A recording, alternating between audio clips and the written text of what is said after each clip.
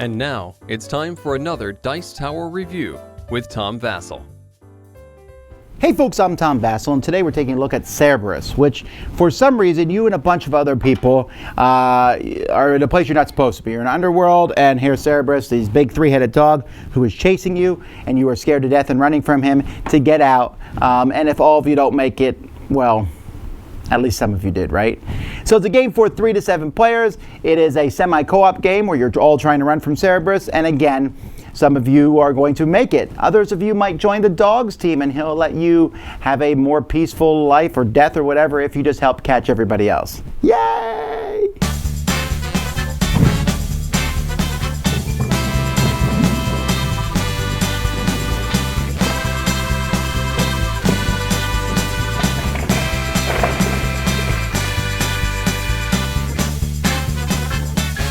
So here's the board for the game. You have Cerberus, and then you have everyone here at the gates of hell trying to run from him. You're going to build a board. You always have the start and the ending, and then you'll have 2 boards in between. Boards have 2 different sides. The number of skulls basically show how hard that side is. There's some special things, like for example, here's a rope bridge that collapses. This one has a couple spaces. Only one person can be on those spaces at a time. Each player has a figure on the board, and then they're going to have some cards that they're going to have that are going to match their character, both when they're running from Cerberus and when they've decided to join his side. Then you'll flip them over and play these. When you play a card, you're going to be able to use the top or the bottom, and then you won't be able to play it again until you play this card, which gives you all your cards back. When you play a card, you'll do whatever the symbols on the card show. If it's a black person, then that means you. The white people are other players. So, for example, this one, I can move 2, let someone else move 1, or I can move 1, let someone else move 2. I can draw one of these cards here, and then pick all my cards up, or I can look at or move a boat, pick my cards up. I can move 2, or let someone else move 3 and someone else move 1, draw 2 cards, or draw 1 and let 2 other players draw 1.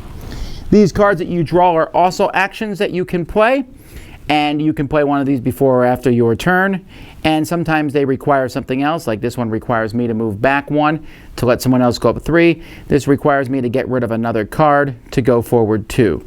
And so there's all different types of cards in here that will help you move or maybe help someone else move throughout the game. Whenever you use a card, sometimes there's a cost. Most of the time it's move this die over. There's a die here. It will start over a certain number of distance based on the number of players. When it hits the dog here, the dog is going to move the number on the die. If he doesn't catch anyone, then it will reset and his speed will go up, so he's going to eventually catch somebody. And when a dog does catch somebody, that person is now on the dog team. They're going to be flipping their cards over and using these, which will help the dog move forward, and it'll chase other people. And the dog moves back to the last dog spot. And then that person will be drawing from this pile now. And so in here, basically this very similar cards: deceit, treachery, sabotage, where you're just hurting the players and or moving the dog forward. When you get to the end, you're going to be getting into the first boat here. Each boat has 1, 2, or 3 seats in it. You don't know which one it is. You need to get that many people to the boat. So 1, 2, or 3 people are going to escape. So there's a card that lets you look at the boat and or switch so there's a different boat at the front. So if only one person makes it to the end line and they get in a boat that has room for 3 people, you can't make it. You need 3 to get out. But this one you can get out by yourself. And so if the players escape, then they win. If the players are caught by the dog, all of them, then they lose, except for the first couple players who are caught by the dog are on the dog's team. And again, you can make even these sides of the boards easier or harder if you want to. And that's how you play. The game comes with some stickers here on both sides of the game box bottom. You basically can put a sticker here if, as Cerberus, win before a single adventurer reaches the finish board. These are impossible. These are easy. They're basically just achievements that you can do. The box itself has nice spots to put all the different people in there. I do like how the meeples are different colors, but they're also different shapes, and it's nice that you fit everything in. The center piece is obviously Cerberus, which is 3 pieces of wood put together, but I like it. It looks cool. It's a neat little wooden piece. Here's a dog. I also like the boards. I mean, they're pretty easy. to go through. This one is a more complex one, but they look really cool, and the book easily explains what you do. You're only going to ever have to explain a couple rules to people. Okay, this board does this, there's a bridge, and this board has this way to go around, things like that. Not very difficult, and the whole thing has a really nice production. I'm especially a fan of the artwork on the cards. It just looks good. Opportunism, favoritism. I just like the pictures of these people and kind of the silliness of the game. It's a lot of fun. The concept of Cerberus is good. It sounds fun. It's an interesting idea. Hey, we're all running from the guy, and I'm tripping you along the way or helping you because I need 2 people to get to the boat, so you're coming with me. That all sounds really good in theory. The artwork and the theming and everything works.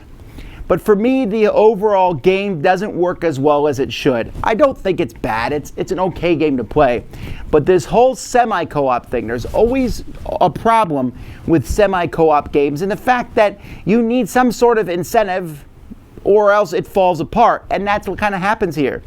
What's this? There's no disadvantage to the dog catching you right away. If the dog catches you first, you're like, all right, I'll catch everybody else.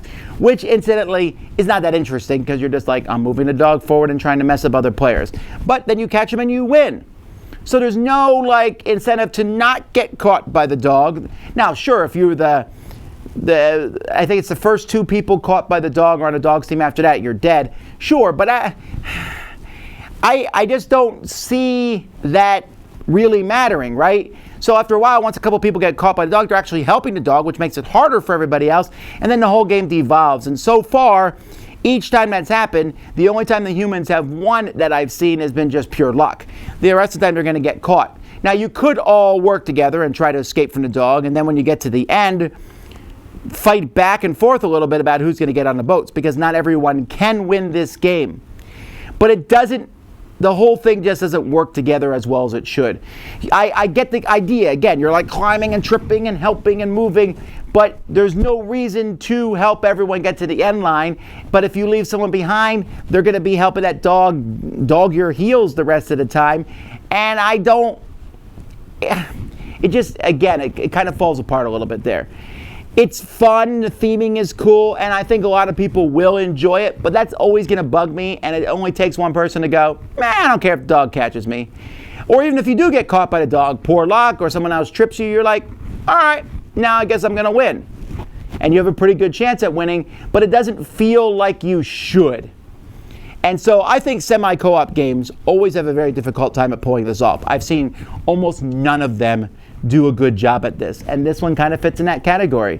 Yes, everyone's working together kind of, sort of, till they get to the end, and that works fun in a movie, a play, a book, a video game, but it doesn't work well as a board game, and this is yet another example of that. Cerberus. Dice Tower Judgment, interesting ideas, but doesn't pull off semi-co-op the way I want it to.